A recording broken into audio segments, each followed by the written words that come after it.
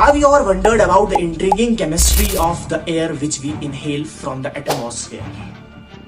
आपने आज तक अपनी मिडिल क्लासेस में ये जरूर पढ़ रखा होगा कि अगर एक इंसान जिंदा है तो सिर्फ और सिर्फ ऑक्सीजन की वजह से जिंदा है। आपको ये कहा जाता है कि एक इंसान इनहेल ऑक्सीजन करता है और एक्सेल कार्बन डाइऑक्साइड करता है, जो कि सही बात है। लेकिन क्या होगा अगर मैं आपसे ऐसा कहूं कि आपको जो सिखाया जा रहा है वो गलत है, क्योंकि एक इंसान सिर्फ ऑक्सीजन को ही इनहेल नहीं करता और सिर्फ कार्बन डाइऑक्साइड को ही एक्सेल नहीं करता। अगर आपने अपनी मिडिल क्लासेस में ये टॉपिक पढ़ रखा है तो आपने जरूर ये भी पढ़ा होगा कि हमारी एयर जो है इसमें different types of gases present रहते हैं और हर वो गैस जो हमारी एयर में प्रेजेंट है वो नॉन सेपरेटेबल है, वो सेपरेट नहीं हो सकता। तो आप सिर्फ ऑक्सीजन को ही कैसे इनहेल करने लग गए, कब से इनहेल करने लग गए? आपके जहन में ये सवाल जरूर आना चाहिए था कि अगर हमारी एयर में जो प्रेजेंट गैसेस हैं अगर वो नॉन सेपरेटेबल है, अगर वो गैसेस सेपरेट नहीं हो सकती तो फिर आप सेपरेटली ऑक्सीजन को कैसे इनहेल करते हैं? क्या हम सिर्फ ऑक्सीजन को ही इनहेल करते हैं या हम पूरी एयर को इनहेल करते हैं? तो चलिए आज के इस वीडियो में इसी टॉपिक के बारे में समझते हैं कि आखिर इसके पीछे की साइंस क्या है, आखिर इसके पीछे का रीजन क्या है कि हम जो एयर इनहेल करते हैं क्या वो पूरी एयर है या वो ऑक्सीजन है। Most of what you breathe is in oxygen. So what is it? Oxygen? Yes, but breathing too much.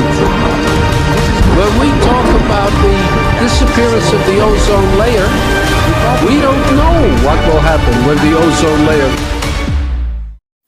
सबसे पहली बात मैं आपको बताता चलूं कि हम जो एयर इनहेल करते हैं वो मिक्सचर ऑफ गैसेस है और हम जो इनहेल करते हैं वो ऑक्सीजन ही नहीं है बल्कि हर वो गैस जो एयर में प्रेजेंट है हम इनहेल करते हैं। फिर एयर में अगर हम बात करें, एयर में different types of gases present रहते हैं। अगर मैं सबसे पहले नाइट्रोजन की बात करूं तो नाइट्रोजन हमारी एयर में 78% पाया जाता है और अगर मैं ऑक्सीजन की बात करूं, ऑक्सीजन हमारी एयर में 21% पाया जाता है और बाकी की जो बची कुछ लेफ्ट परसेंटेज है वो हमारी ट्रेस अमाउंट ऑफ गैसेस में पाई जाती है।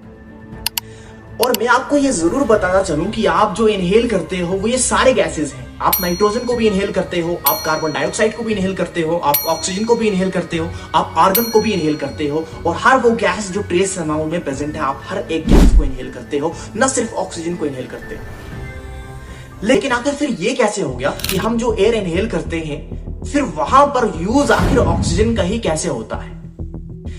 सबसे पहली बात, जब आप एयर को इनहेल करते हो उस एयर में डिफरेंट टाइप्स ऑफ गैसेस हैं। अब ये सारे गैसेस आपके रेस्पिरेटरी ट्रैक से आपके लंग्स तक पहुंचे। जैसे ही लंग्स में पहुंचे वहां पर आखिर क्या होगा? ये गैस आप ऐसा समझिए गेट पर रुक जाते हैं। गेट पर रुकने के बाद क्या होगा? मैं आपको ये बताता चलूं कि हमारा जो ब्लड है इसमें आरबीसीज पाई जाती हैं जिसको हम रेड ब्लड सेल्स कहते हैं और इन्हीं आरबीसीज के अंदर एक प्रोटीन पाया जाता है जिसको हम हीमोग्लोबिन कहते हैं। और आपको पता होना चाहिए हीमोग्लोबिन जो है ये ऑक्सीजन के साथ एक टाइटली बॉन्डिंग और टाइटली कनेक्शन बना सकता है as compare to nitrogen, carbon dioxide and argon या बाकी किस्म के जो गैसेस हैं, क्योंकि वो इनर्ट है, वो रिएक्टिव नहीं है। लेकिन इसका ये मतलब नहीं कि जो बाकी के गैसेस हमारे रेस्पिरेटरी ट्रैक के अंदर गए थे, जैसे कि नाइट्रोजन भी गया था, कार्बन डाइऑक्साइड भी गया था, हर एक गैस हमारे रेस्पिरेटरी ट्रैक के अंदर था। अब इसका ये मतलब बिल्कुल भी नहीं कि वो गैसेस फजूल में गए, उनका काम भी जरूर है, ऐसे ही उनको बाहर नहीं आने दिया जाता। जब हम नाइट्रोजन की बात करते हैं ना तो नाइट्रोजन क्या काम करता है? ये हमारे ऑक्सीजन को थोड़ा डाइल्यूट करता है। इसका भी इतना काम है कि हमारे ऑक्सीजन को डाइल्यूट करता है। डाइल्यूट करने का मतलब ये है कि ये ऑक्सीजन की कंसंट्रेशन को थोड़ा कम करता है। वैसा क्यों? जब एक्सेस ऑक्सीजन हमारे लंग के अंदर चला जाएगा तो ये हमारे लंग को डैमेज कर सकता है। अब कैसे? आपके जहन में ये सवाल जरूर आ रहा होगा कि अगर हमें ऑक्सीजन की ही जरूरत है for the production of energy तो आखिर ये नाइट्रोजन हमारे ऑक्सीजन को डाइल्यूट क्यों करता है, इसकी कंसंट्रेशन को कम क्यों करता है? आपको पता होना चाहिए कि अगर ऑक्सीजन हाई कंसंट्रेशन में हमारी बॉडी के अंदर चला गया तो वहां पर it results in the production of Ross, reactive oxygen species, जिसमें हमारे हाइड्रोजन पेरोक्साइड्स पाए जाते हैं। हाइड्रोजन पेरोक्साइड्स के साथ साथ वहां पर हमारे हाइड्रोजन रेडिकल्स पाए जाते हैं जो कि आपकी लंग को डायरेक्ट अफेक्ट कर सकते हैं, आपकी एल्वियोलाई सैक को भी डायरेक्टली अफेक्ट कर सकते हैं। और अगर आपके एल्वियोलाई सैक डैमेज हो गए, जहां से एक्सचेंज ऑफ गैसेस होता है, जहां से आप ऑक्सीजन को ब्लड में पहुंचाते हो, कार्बन डाइऑक्साइड को वापस ब्लड से हमारे रेस्पिरेटरी ट्रैक में पहुंचाते हो, अगर एल्वियोलाई सैक ही डैमेज हो गया तो एक्सचेंज ऑफ गैसेस नहीं होगी और अगर एक्सचेंज ऑफ गैस नहीं हो पाया आपकी डेथ हो सकती है। This is the main reason but nitrogen एक बहुत ही इंपॉर्टेंट रोल अदा करता है हमारी रेस्पिरेटरी ट्रैक में, जबकि इसका कोई डायरेक्ट यूज नहीं, लेकिन ये ऑक्सीजन को डाइल्यूट जरूर करता है। दूसरी सबसे इंपॉर्टेंट चीज कार्बन डाइऑक्साइड, जो कि हम एक वेस्ट मटेरियल के साथ इसको एक्सहेल करते हैं, लेकिन इसका भी ये मतलब नहीं कि ये वेस्ट ही है। ये जाते जाते जब हम इसको एक्सहेल करते हैं, ये जाते जाते हमारी बॉडी में एक बहुत बड़ा काम करता है, and that is the maintenance of the pH in our blood. ये हमारे ब्लड के अंदर पीएच स्केल को मेंटेन रखता है। लेकिन अब आखिर पर सबसे बड़ा सवाल बनकर तो ये आता है कि अगर आपकी बॉडी के अंदर कार्बन मोनोऑक्साइड चला गया, अब आपकी बॉडी के अंदर हर तरह का गैस प्रेजेंट है, ऑक्सीजन भी है और बाकी के गैसेस भी हैं। अगर हम बाकी के गैसेस के कंपैरिजन में देखें तो हीमोग्लोबिन तो ऑक्सीजन को अपने साथ लेगा ब्लड स्ट्रीम में, जबकि ऑक्सीजन की जरूरत है हमें ऑक्सीडेशन के लिए। लेकिन वहीं पर अगर ऑक्सीजन के साथ कार्बन मोनोऑक्साइड भी कहीं से आ गया, तो वहां पर हीमोग्लोबिन, याद रखिएगा, आपके ऑक्सीजन को आप ब्लड स्ट्रीम के अंदर नहीं लेगा, बल्कि कार्बन मोनोऑक्साइड को आपकी ब्लड की स्ट्रीम के अंदर लेगा। अब ऐसा क्यों? जैसे मैंने आपको कहा कि ऑक्सीजन की जो बाइंडिंग एफिनिटी होती है वो हीमोग्लोबिन के साथ सबसे ज्यादा होती है as compare to other gases जो हमारे एयर में प्रेजेंट है, जैसे नाइट्रोजन, कार्बन डाइऑक्साइड या अदर की जो गैसेस हैं। लेकिन अगर हम कार्बन मोनोऑक्साइड की बात करें तो कार्बन मोनोऑक्साइड की जो बाइंडिंग एफिनिटी होती है हीमोग्लोबिन के साथ वो 200 to 250 टाइम्स ज्यादा होती है एज कंपेयर टू ऑक्सीजन। अब एयर में तो फ्रीली कार्बन मोनोऑक्साइड प्रेजेंट नहीं है, दैट्स व्हाई जब हम एयर को इनहेल करते हैं वहां पर कार्बन मोनोऑक्साइड प्रेजेंट नहीं होता। लेकिन आखिर ये कार्बन मोनोऑक्साइड आएगा कहां से? जब आप कोई चीज बर्न करोगे और वहां पर इनकम्प्लीट कंबस्शन होगी, वहां पर कार्बन मोनोऑक्साइड प्रोड्यूस होगा।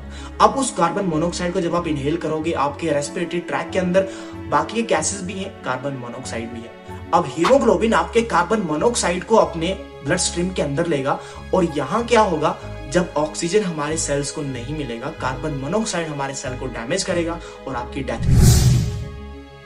ये केस आपने रोम के अंदर देखा हुआ होगा, जब रोम के अंदर इतनी ही डेथ्स हुई थी with the use of the gas heaters. Johnson County Sheriff's Office is investigating a possible storm-related death tonight. Deputies tell us the Clayton man died at his home about 7 this morning on Trenberg Place. They say he went to his garage to check on his generator. A few hours later, his wife found him unconscious. Fire crews were called and found carbon monoxide levels to be extremely high. The man was pronounced dead. The incident is one of 4 possible storm-related deaths since yesterday, according to the governor's office. जो हम रात को इस्तेमाल करते हैं gas heaters इन enclosed rooms, ऐसे कमरों में जहां पर कोई वेंटिलेटर नहीं होता, वहां पर गैस हीटर्स का जब हम इस्तेमाल करते हैं वहां पर कार्बन मोनोऑक्साइड रिलीज होता है। अब वेंटिलेशन तो है नहीं, तो जाहिर सी बात है जब आप वहां पर इनहेल करोगे वहां पर कार्बन मोनोऑक्साइड भी प्रेजेंट है, तो वहां पर क्या होगा, जब वो कार्बन मोनोऑक्साइड आपकी बॉडी के अंदर गया, अब हीमोग्लोबिन आपके कार्बन मोनोऑक्साइड को अपने साथ ब्लड स्ट्रीम में लेगा, और जब ये पॉइजनस सा कार्बन मोनोऑक्साइड आपके ब्लड स्ट्रीम के अंदर गया, ये आपके सेल्स को डैमेज कर सकता है और डेथ हो सकती है। जैसा रोम में ऐसी ही डेथ्स पाई गई थी with the use of this gas heaters. अब ये कार्बन मोनोऑक्साइड कहां से, इसकी काजेस क्या है? सबसे पहला काज जो है दैट इज ऑटोमोबाइल यूज। जब आप गाड़ियों का ज्यादा इस्तेमाल करते हैं, वहां से व्हीकल से स्मोक रिलीज होता है, जिसको हम कार्बन मोनोऑक्साइड कहते हैं। वो डायरेक्टली स्मोक नहीं है, एक्चुअली वो कार्बन मोनोऑक्साइड है जो एयर में फैल जाता है, और जितनी कंसेंट्रेशन कार्बन मोनोऑक्साइड की बढ़ेगी उतना हमारे हेल्थ इश्यूज होंगे।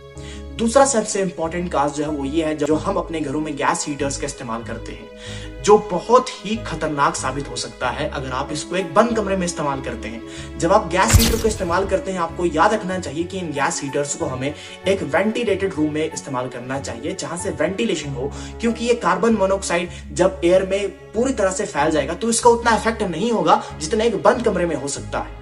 ऐसा नहीं है कि जब आप वेंटिलेटेड रूम में इसको इस्तेमाल करोगे तो इसको कुछ इफेक्ट नहीं है, लेकिन उतने ज्यादा नहीं है जितना नुकसान इसका एक बंद कमरे में इस्तेमाल करने से हो सकता है। तो आइंदा से जब भी आप कभी कोई भी चीज इस्तेमाल कर रहे हो गैस हीटर्स, तो आपको पता होना चाहिए कि इनको एक वेंटिलेटेड रूम में इस्तेमाल करो, ताकि ये आपकी हेल्थ पर कोई इफेक्ट ना करे।